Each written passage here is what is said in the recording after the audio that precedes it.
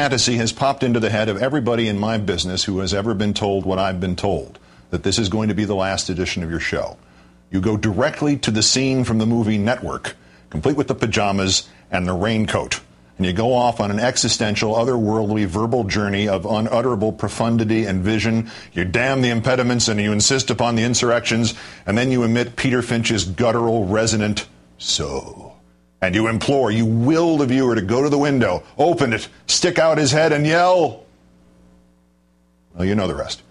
In the mundane world of television goodbyes, reality is laughably uncooperative. When I resigned from ESPN 13 and a half years ago, I was literally given 30 seconds to say goodbye at the very end of my last edition of SportsCenter. As God is my witness, in the commercial break just before the emotional moment, the producer got into my earpiece and he said, can you cut it down to 15 seconds so we can get in this tennis result from Stuttgart? So I'm grateful that I have a little more time to sign off here.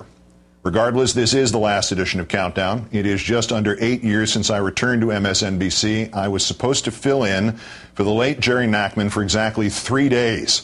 49 days later, there was a 4-year contract for me to return to this nightly 8 p.m. time slot, which I had fled 4 years earlier. The show gradually established its position as anti-establishment, from the stagecraft of Mission Accomplished to the exaggerated rescue of Jessica Lynch in Iraq, to the death of Pat Tillman, to Hurricane Katrina, to the nexus of politics and terror, to the first special comment. The program grew and grew thanks entirely to your support, with great rewards for me, and I hope for you too. There were many occasions, particularly in the last 2.5 years, where all that surrounded the show, but never the show itself, was just too much for me.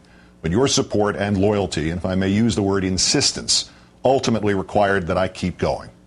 My gratitude to you is boundless, and if you think I've done any good here, imagine how it looked from this end as you donated $2 million to the National Association of Free Clinics, and my dying father watched from his hospital bed, transcendently comforted that his struggles were inspiring such overwhelming good for people he and I and you would never meet, but would always know.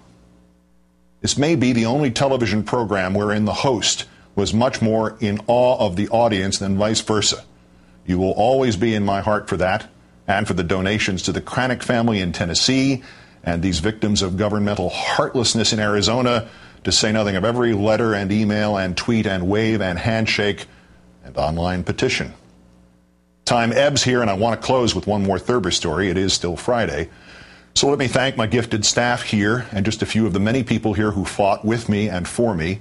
Eric Sorensen, Phil Alonji, Neil Shapiro, Michael Weissman, the late David Bloom, John Palmer, Alana Russo, Monica Novotny, my dear friends Rachel Maddow and Bob Costas, and my greatest protector and most indefatigable cheerleader, the late Tim Russert.